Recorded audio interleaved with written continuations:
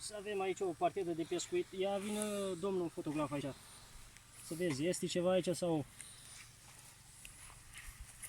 Dacă îi dăm, îi scoatem afară să se vadă mai bine.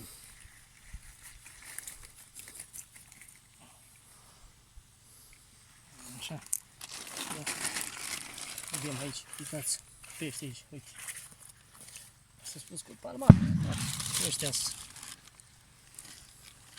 să-i numărăm acum, trebuie vreo jumătate de oră. Bine, hai, rămâne, altă dată îi numărăm. Hai.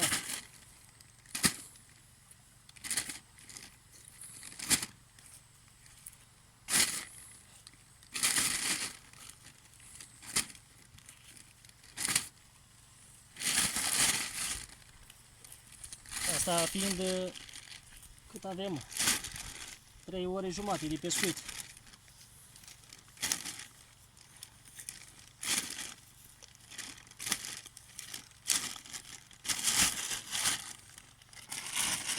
Cam vreo 5 kg. E bun.